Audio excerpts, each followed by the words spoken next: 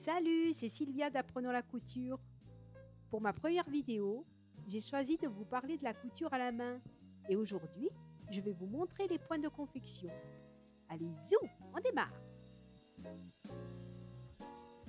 Pour l'exercice, coupez un carré de 20 cm de côté perpendiculaire à la trame du tissu. Tracez avec un crayon des lignes horizontales espacées de 2 cm dans le sens du droit fil. Tout d'abord, coupez le fil à un angle de 45 degrés avec des ciseaux pointus. Ensuite, pour enfiler plus facilement une aiguille, on place un tissu blanc derrière elle pour mieux voir le chat, c'est-à-dire le trou de l'aiguille.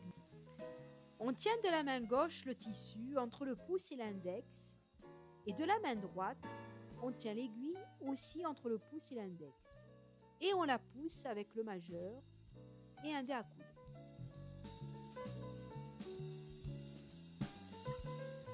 On coud de droite à gauche pour une droitière et de gauche à droite pour une gauchère. C'est valable pour tous les points. D'abord le point de bâti. Piquez l'aiguille sur l'endroit du tissu, ressortez de l'envers et repiquez sur l'endroit des points de 10 mm de long de façon régulière. On utilise ce point pour assembler des pièces de tissu avant de coudre l'ouvrage.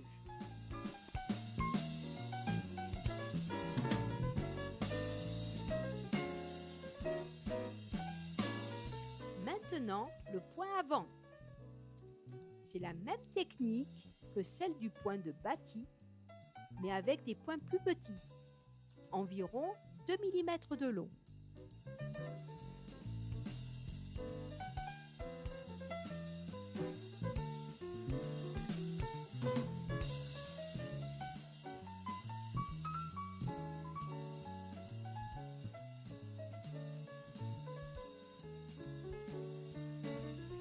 Ensuite, le point de piqûre.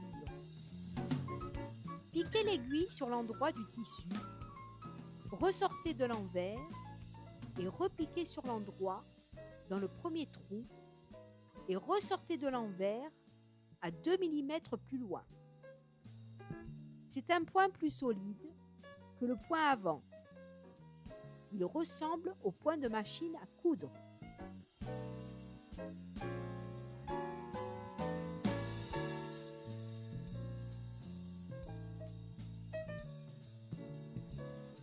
Une tasse de thé.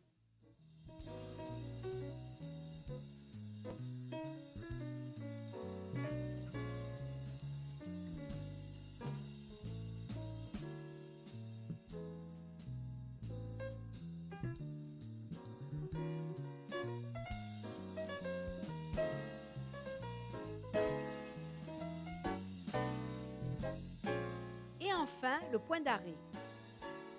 Faites 2 ou 3 points superposés pour que la couture ne s'ouvre pas au début ni à la fin. C'est un point arrière qui sert à arrêter la couture. Il peut remplacer le nœud au début d'une couture.